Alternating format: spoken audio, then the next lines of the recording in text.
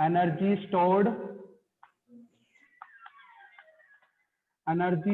In an inductor. Inductor के अंदर energy stored निकालनी है। आवाज क्लियर आ रही है आप सभी को? साथ साथ फीडबैक देते जाना, कभी मैं ऐसे ही लगा रहा हूं। Energy stored in an inductor. Inductor के अंदर एनर्जी स्टोर्ड हमें फाइंड करनी है, निकालनी है। जैसे सपोज हमने ये एक इंडक्टर लिया, एसी सोर्स के साथ जोड़ दिया। इंडक्टर लिया, उसको हमने एसी सोर्स के साथ जोड़ लिया और इसकी इंडक्टेंस मान ली L, और एसी सोर्स की ईएमएफ है E is equal to E naught sine omega t. मान लिया E बराबर E naught sine omega t. सभी सुन पा रहे हो ढंग से? यहाँ पे रिफ्लेक्शन आ रहा है, एक बार तो मैं इसको नीचे कर देता हूं। सर एक बार देखना, एक बार इसमें रिफ्लेक्शन आ रहा है ऊपर तक, तो इसको हटा करके यहां लिख देता हूं। ऊपर रिफ्लेक्शन आ रहा है ना? Energy stored in an inductor. अब सही होगा, देखो अब सही है ना? सेट हो गई?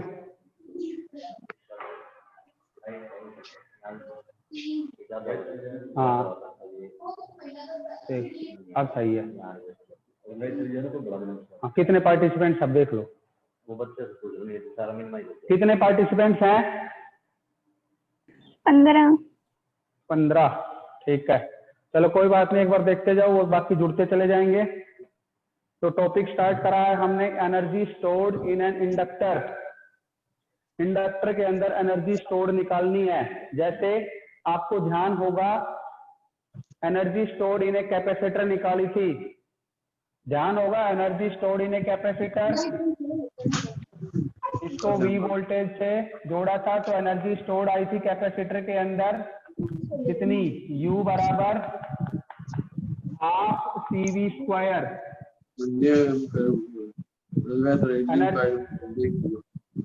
भाई सभी एक बार अपने आप को म्यूट कर लो, आवाज आ रही है कभी किसी की कभी किसी की। ठीक है, मैं फीडबैक ले तो ही एक बार अपने आप को अनम्यूट करके फिर जवाब देना है।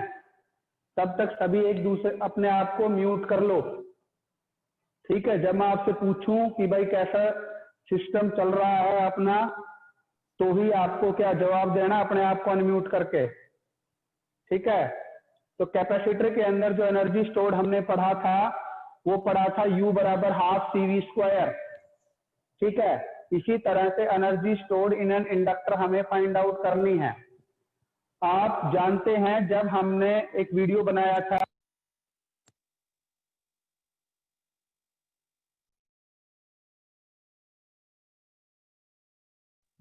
फोन आ गया सर।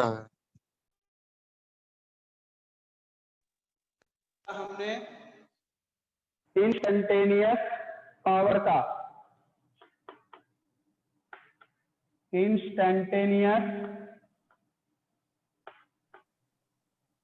पावर, और वो थी dW/dt।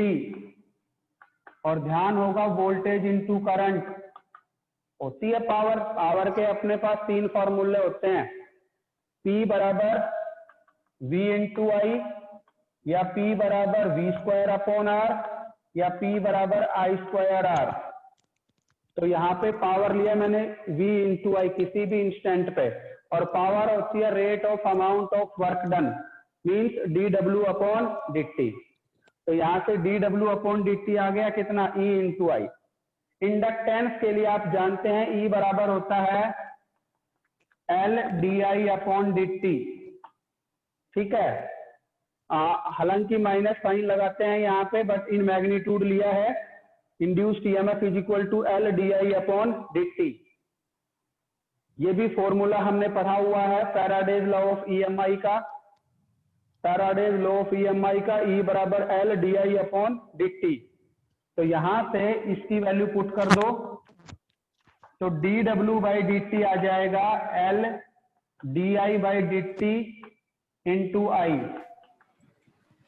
ठीक है, एक बार बताओ साउंड कैसी आ रही है और पिक्चर क्वालिटी कैसी आ रही है अनम्यूट करके।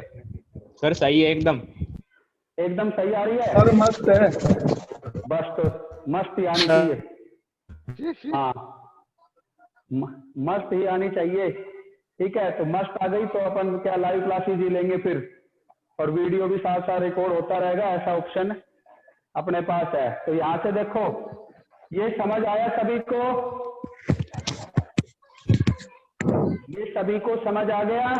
Yes sir. हाँ यस अच्छी सर। बात है। देखो देखो पीछे के फॉर्मूले यूज करे हैं मैंने, अभी तक नया कुछ भी नहीं बताया है। dW upon dt instantaneous power ये बताया है, E इंटू आई होता है यहाँ से, और E का फॉर्मूला है, जैसे ये कैसे आया वो एक बार सुन लो। E बराबर होता है minus d∅ upon dt, Faraday's law of EMI है। और इंडक्टेंस के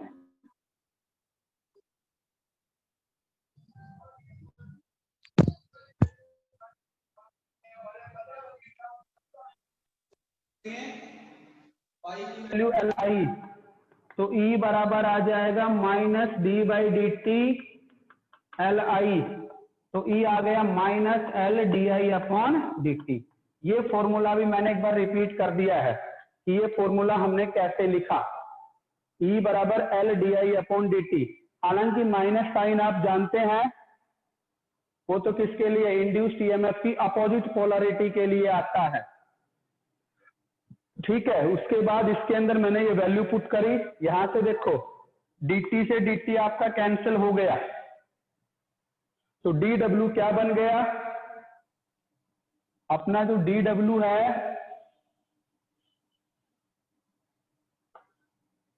dW बन गया dW बराबर Li और इंटू DI। समझ गए होंगे? अब small amount of work done आ गया। टोटल वर्क डन निकालने के लिए क्या कर दो, दोनों तरफ इंटीग्रेट कर दो। टोटल वर्क डन के लिए दोनों तरफ इंटीग्रेट कर दो। इंटीग्रेटिंग बोथ साइड्स, इंटीग्रेट किया तो W का इंटीग्रेशन, dW का इंटीग्रेशन आप जानते हैं W होता है, जैसे इंटीग्रेशन ऑफ dx वो सभी जानते हो आप x। ठीक है, और यदि x dx हो तो ये भी जानते हो क्या, एक्स स्क्वायर बाई 2। x की पावर कितनी हो गई, 1 हो गई।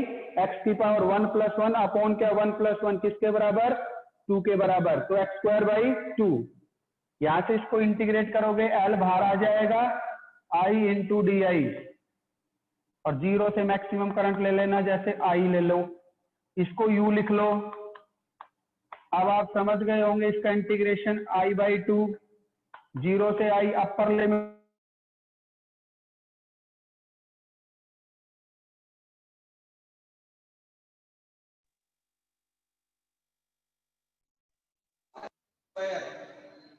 तो U आया हाफ ऑफ Li स्क्वायर। ठीक है, अब अनम्यूट करके बताओ ये समझ आ गया? हेलो,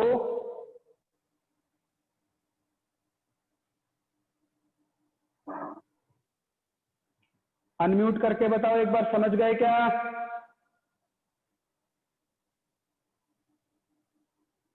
तो U बराबर हो गया हाफ Li स्क्वायर। आवाज आ रही है क्या मेरी सभी के पास?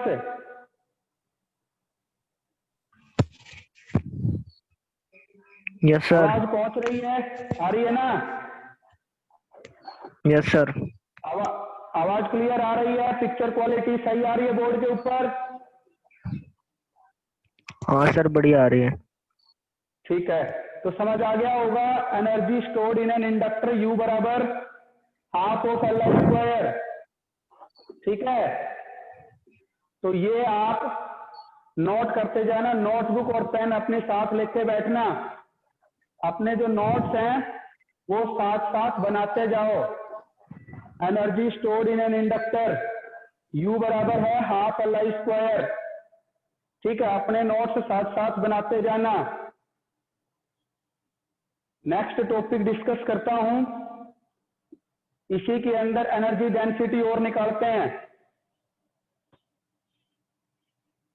U बराबर हाफ, जैसे उसके अंदर आया था जब कैपेसिटेंस में पढ़ा था हाफ CV स्क्वायर, तो इंडक्टर के लिए आया हाफ Li स्क्वायर। ठीक है, अब है एनर्जी डेंसिटी, इसी के अंदर है एनर्जी डेंसिटी। एनर्जी डेंसिटी होती है energy per unit volume. Energy density है एनर्जी पर यूनिट वॉल्यूम। इसको स्मॉल u से लिखते हैं, और स्मॉल u हो गया कैपिटल U अपॉन वॉल्यूम, इस तरह से। ठीक है, ये एनर्जी डेंसिटी हो गई। तो वैल्यू पुट कर लो, तो स्मॉल u आ गया अपना half of Li square divided by volume. अब यहां से समझना L का फॉर्मूला क्या होता है इंडक्टर के लिए, इंडक्टेंस। इंडक्टेंस पढ़ी थी आपने, mu naught N square A/L।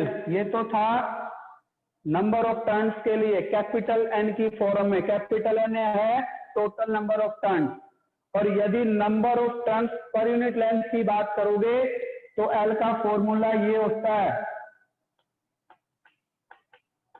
यदि number of turns per unit length की बात करेंगे, यहाँ पे ध्यान रहे, यहाँ पे कैपिटल N है, कैपिटल N है टोटल नंबर ऑफ टर्न्स, और स्मॉल n है number of turns per unit length. ठीक है, इस चीज का ध्यान रखेंगे कि स्मॉल n और कैपिटल N क्या है। ठीक है, तो दोनों के रिलेशन में मैंने फॉर्मूला लिख दिया है। यदि कैपिटल N की टर्म में लिखना हो तो आप फॉर्मूला लिखेंगे L बराबर mu naught N square A/L, और यदि number of turns per unit length की फॉर्म में लिखना हो तो mu naught N square AL। ठीक है, और B बराबर होता है magnetic field mu naught NI, क्योंकि यहाँ मैग्नेटिक फील्ड की टर्म में होती है और कैपेसिटर के अंदर इलेक्ट्रिक फील्ड की फॉर्म में होता है। तो I की वैल्यू आ गई B upon mu not N। देखो B बराबर है म्यू नॉट NI, इंडक्टेंस के अंदर होता है मैग्नेटिक फील्ड जब करंट फ्लो कराएंगे, तो I बराबर हो गया B by mu naught N। तो आपके पास इंडक्टेंस ये आ गया और करंट ये आ गया, दोनों चीजें आ गई, और वॉल्यूम है एरिया इंटू लेंथ,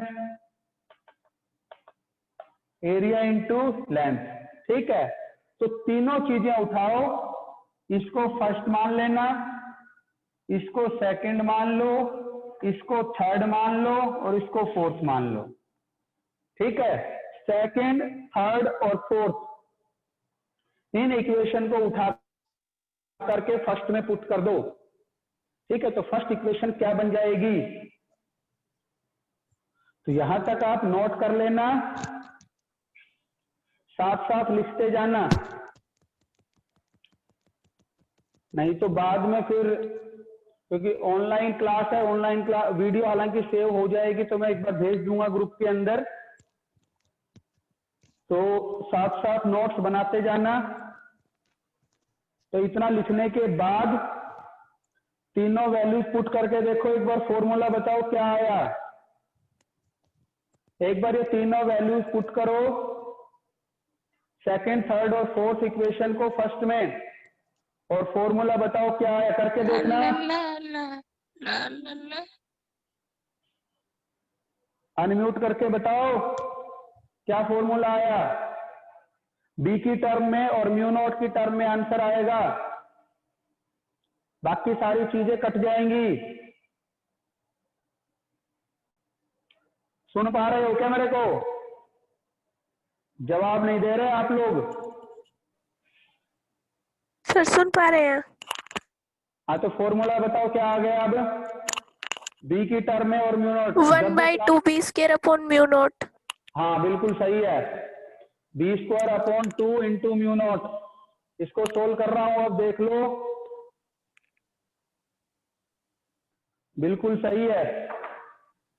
तो यहां से ये आ गया, इसके अंदर small u is equal to half of L की वैल्यू पुट कर दी mu naught N square A L into I की वैल्यू ये पुट करी, तो स्क्वायर है तो स्क्वायर करके लिख दो b² upon mu naught square N square, और वॉल्यूम की वैल्यू पुट कर दो यहाँ पे a इंटू एल, एल से एल कट गया, एन स्क्वायर से एन स्क्वायर कट गया, एक म्यू नॉट से एक म्यू नॉट कट गया, तो स्मॉल u आ गया b² अपॉन 2 म्यू नॉट। ये एनर्जी डेंसिटी का फॉर्मूला आया। मैग्नेटिक फील्ड की टर्म में है, म्यू भी लिख दो, जैसे कैपेसिटर के लिए था, फॉर कैपेसिटर, कैपेसिटेंस के केस में क्या था, कैपेसिटेंस के केस में इलेक्ट्रिक फील्ड के फॉर्म में था, और वो था half of epsilon not E square. E electric field है और म्यू नॉट है, सॉरी एप्सिलॉन नॉट है electrical permittivity in free space, electrical permittivity in free space, ठीक है। तो ये एनर्जी डेंसिटी थी इंडक्टेंस के लिए, एनर्जी डेंसिटी फॉर इंडक्टेंस, या जो इंडक्टर है उसके लिए। तो दो चीजें हमने करी, एक तो एनर्जी स्टोर्ड और एक एनर्जी डेंसिटी, दो केस हमने यहां पे किए। नेक्स्ट हम स्टार्ट करते हैं, ये लिखते जाना साथ साथ, क्यू फैक्टर, और उसे हम क्वालिटी फैक्टर भी बोलते हैं। क्यू फैक्टर या क्वालिटी फैक्टर बोल दो। तो क्यू फैक्टर क्या होता है, ये रेजोनेंस के ऊपर है। तो इसके लिए आप पीछे वाला वीडियो आपने देख लिया होगा कि रेजोनेंस होता क्या है। क्यू फैक्टर एक रेशियो है voltage across inductance divided by voltage across resistance, और voltage across capacitance divided by voltage across resistance at resonance, at resonance, ठीक है।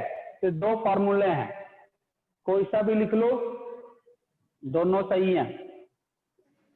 तो क्यू फैक्टर एक रेशियो हुआ वोल्टेज अक्रॉस इंडक्टेंस और voltage across capacitance to the voltage across resistance at resonance. Live चल रही है, देख रहे हो उधर कैसी आ रही है, देखो पीजीटी फिजिक्स में डाल रखा है लिंक। हाँ ना YSN पीजीटी पे। तो it is the ratio of voltage across inductance और capacitance to the voltage across resistance, ये समझ लो आप, ठीक है। तो क्या लिखा, Q बराबर हमने VL बाई VR या VC बाई VR, और क्या बताया कहां पे होगा, एट रेजोनेंस, एट रेजोनेंस। और रेजोनेंस की कंडीशन आप जानते होंगे कि XL और XC दोनों बराबर होते हैं। रेजोनेंस के ऊपर एक्सएल और एक्ससी दोनों बराबर होते हैं। ठीक है,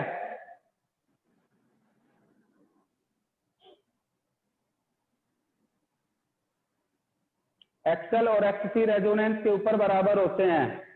ये कंडीशन होती है रेजोनेंस की। साइड में लिख रहा हूं, एट रेजोनेंस दिखाई दे रहा होगा ना, इधर मैं लिख रहा हूं तो बोर्ड आ रहा है ना पूरा।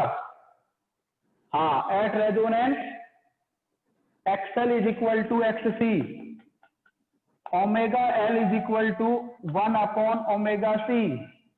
तो ओमेगा स्क्वायर आ गया 1 बाई एल सी और ओमेगा की वैल्यू आ गई 1 बाई एल सी का रूट। और फ्रीक्वेंसी होती है ओमेगा, यदि 2 पाई न्यू लिखेंगे तो 1 अपॉन 2 पाई नीचे चला जाएगा और एल सी का रूट। बात सही आ रही है ना? लाइव क्लास चल रही है। न्यू बराबर आया 1 अपॉन 2 पाई एल सी का रूट। तो यहां से अब क्यू फैक्टर निकाल लेंगे, कोई दिक्कत वाली बात होनी नहीं चाहिए। तो क्यू बराबर ये हो गया आई इंटू क्या, एक्सएल, और एक्सएल क्या है, इंडक्टिव रिएक्टेंस, और वी आर है आई इंटू आर। तो क्यू बराबर क्या आ गया, इंडक्टेंस के लिए आई इंटू एक्सएल और रेजिस्टेंस के लिए आई इंटू आर। आई से आई कट गया तो क्यू की वैल्यू आ गई एक्सएल बाई आर, और एक्सएल की वैल्यू बता रखी है ओमेगा एल। पुट करके सोल्व करके बताओ मेरे को क्या आंसर आया। ओमेगा की वैल्यू और पुट कर लो यहां से, पहले सोल्व इतना लिखो, नोट करो इतना। बेहद आसान आसान बातें हैं, और आसान कब है, जब आपने पीछे का पढ़ रखा है।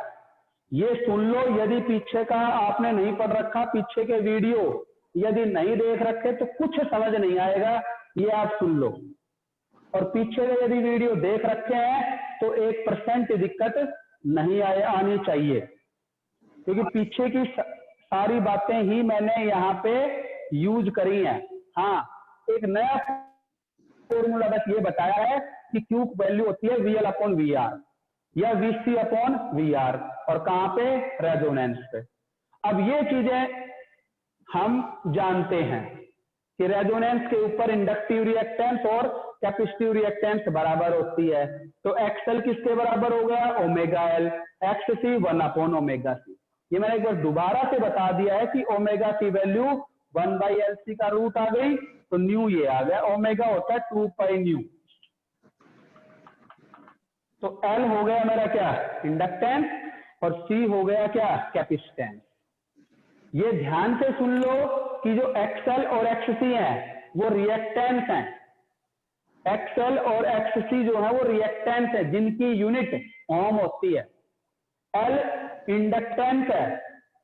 देखो एक्सएल ये इंडक्टिव रिएक्टेंस है, और एक्ससी कैपेसिटिव रिएक्टेंस है, और इन दोनों की यूनिट ये भी ओम है और इसकी यूनिट भी ओम होती है। लेकिन एल इंडक्टेंस है, एल अलग चीज है, इंडक्टेंस है, वो हेनरी के अंदर है। सी कैपेसिटेंस है,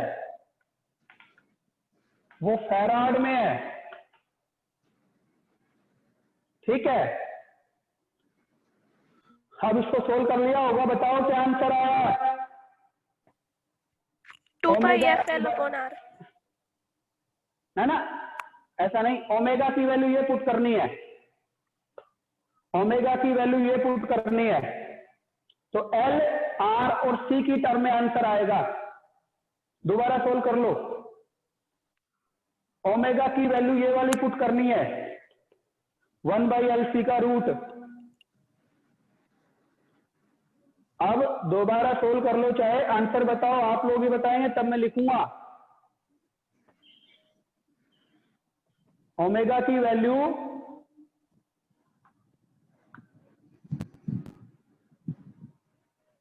ये वाली पुट करनी है, 1 बाई एल सी का square root. L by C. Sir, L करो आंसर by बताओ। C complete upon. हाँ L बाई, Sir, हाँ L by C का हाँ complete 1 का by root R L by C का रूट ऐसा आया होगा। यस, तो Q बराबर आ गया, ओमेगा की वैल्यू ये रख दी 1 बाई एल सी का रूट और इनटू एल बाई आर। देखो एक रूट एल से एक रूट एल कट जाएगा, अंडर रूट एल नीचे है, ऊपर एल को क्या रख दो, इस एल को क्या लिख लो, root L into root L divided by root L root C और आर एज इट इज है। तो एक अंडर रूट एल से एक अंडर रूट एल कट गया, तो क्या आ गया 1 by R under root of L by C. ये आंसर आएगा, देख लेना एक बार, 1 by R L by C का अंडर रूट, ठीक है, 1 by R L by C का रूट, ठीक है, इस तरह से 1 by R L by C का रूट, ये लिख लो। अच्छा एक बात बताओ, Q की यूनिट क्या होगी, बता सकते हैं क्या, अनम्यूट करके मुझे ये बताओ Q की यूनिट क्या होगी, Q की जो यूनिट होगी वो क्या होगी, बोलो, अनम्यूट करके बताओ Q की यूनिट क्या होगी, बता सकते हैं क्या, Q की यूनिट,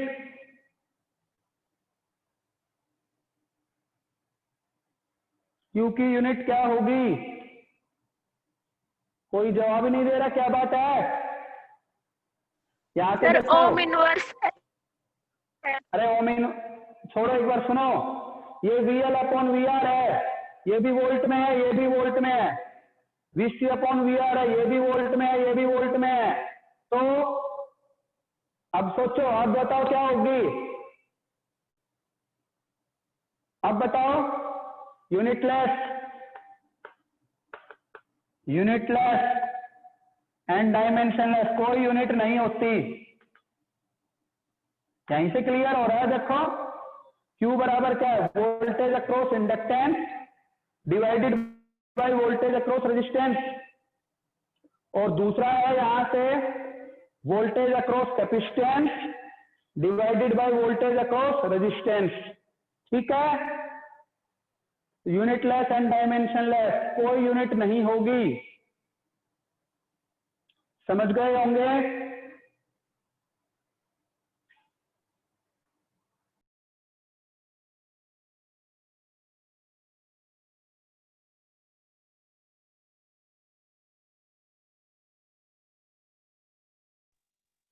समझ गए होंगे। यहां से अब इस फॉर्मूले से निकाल के देखो आंसर क्या आता है, Q बराबर VC अपॉन VR से निकाल के देखो क्या आता है आंसर, इस फॉर्मूले से इतना लिख लो आप एक बार,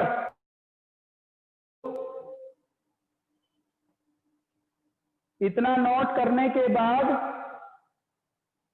इस फॉर्मूले से बताऊंगा क्या आएगा,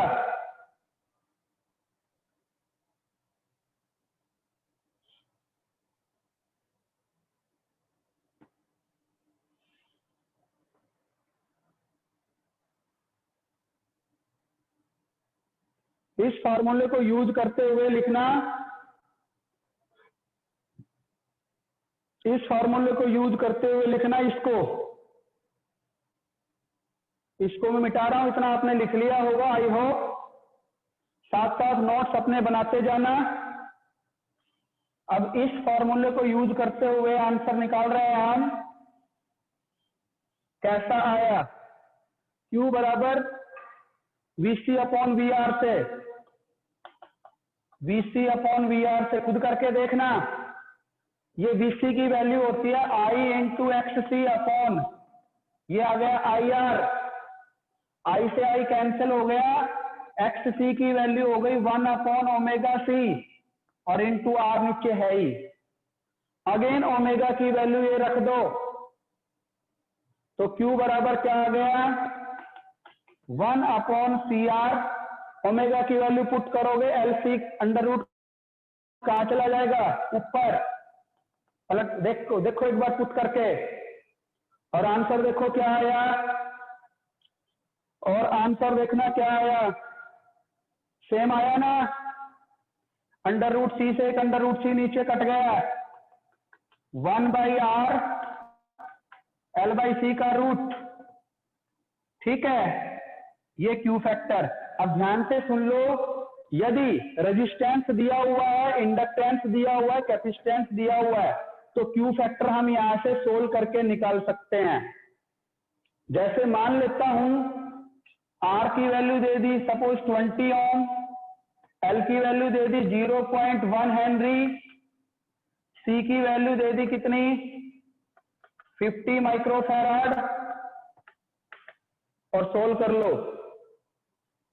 ठीक है, यहाँ पे वैल्यू पुट करके सोल्व कर लेना। हाँ, माइक्रोफैराड को किसमें, फैराड में जरूर बदल लेना। माइक्रोफैराड को हम फैराड के अंदर जरूर बदल लेंगे, तो 10 की पावर -6 आ जाएगी। ठीक है, अब अनम्यूट करो, फीडबैक दो मेरे को, कैसा समझ आया, कैसी वीडियो आ रही है और किस तरह की साउंड आ रही है। एक बार अनम्यूट करके बताना। हेलो हेलो, कोई जवाब नहीं दे रहा। चलो, ये क्यू फैक्टर हो गया, इसको आप नोट कर लेना। और सर हाँ बोलो। सर ये डॉट डॉट डॉट कौन है, फालतू में मैसेज कर रहे हैं चैट पे। बेटा अभी एक बार देख के बताऊंगा, क्योंकि मैं देख नहीं सकता इसके अंदर। अब मेरे पास तो है, क्योंकि मैं यदि बैक जाऊंगा तो सारी स्क्रीन हट जाएगी। ये डॉट डॉट डॉट डॉट वाले को फाइंड आउट कर लेंगे, कोई दिक्कत नहीं है, क्योंकि बाहर जो टीम बैठी हुई है वो यही काम कर रही है। ठीक है, जो बाहर बैठे हुए हैं वो यही काम कर रहे हैं, कौन फालतू के मैसेज कर रहे हैं वो सारी चीजें वो देख रहे हैं। तो आपको टेंशन लेने की जरूरत, और भाई इस तरह की बातें ना करें, ये सुन लो। ठीक है, फाइंड आउट हो जाओगे आप फिर। तो इस तरह के फालतू के मैसेज ना करो कोई भी। अब आगे सुनो, कितने पार्टिसिपेंट्स हैं बताना एक बार बेटा। कितने 9 है सर, हैं? 9। 9? Yes sir. या 3 ग्रुप के अंदर मैसेज छोड़ा हुआ है। वो सर आपने पहला जो लिंक भेजा था वो छोड़ा हुआ है, जो दूसरा लिंक था इसको तो अपने अपने ग्रुप में भेज रखा है सर आपने शायद। ना तीनों में भेजा हुआ है। अब कौन से ग्रुप में है, 8-2 में है ना? 8-2 के हैं सर इसमें लगभग सारे बच्चे। अच्छा 8-2 के हैं। अच्छा चलो कोई बात नहीं, ये वीडियो तो सेव हो रही है, उसके बाद भेज दूंगा मैं इसको। शार्पनेस के लिए एक लास्ट एक मतलब क्या ग्राफ और बना लेना। इतना लिख लिया होगा आपने। शार्पनेस के लिए ग्राफ और बना लो, अलग अलग रेजिस्टेंस की वैल्यू के लिए करंट का ग्राफ।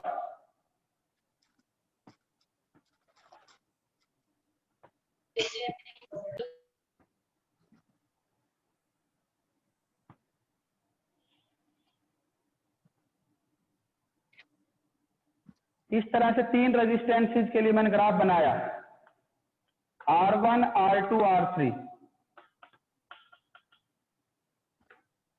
अब बताओ R1 सबसे ज्यादा, R2 सबसे ज्यादा या R3 सबसे ज्यादा? R1 के लिए ये वैल्यू होगी पीक करंट की I0, इसके लिए हो गई, इसके लिए I0 1 मान लो, इसके लिए I0 2 मान लो, और इसके लिए I0 3 मान लो।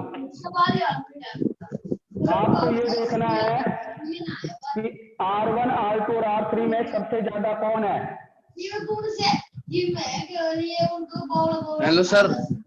हाँ ये यूट्यूब पे अपलोड करोगे? हाँ, ठीक है सर। यूट्यूब पे अपलोड करके और लिंक भेज दूंगा। ठीक है सर। ठीक है, हाँ एक बार देखेंगे यदि सेव हो गई तो यहाँ से देखो R3 के लिए करंट सबसे ज्यादा है, R1 के लिए सबसे कम है, तो R1 greater than R2 greater than R। ये ग्राफ और बना लेंगे। तो अब फीडबैक और देना ग्रुप के अंदर कि कैसी वीडियो आई, कैसी साउंड आई। एक बार फीडबैक और लेंगे, ग्रुप में मैसेज के थ्रू दे देना जैसे किस तरह का फीडबैक है आप लोगों का। आई होप ठीक से चली होगी क्लास आज। क्लास ठीक से चली क्या? ठीक है, थैंक यू।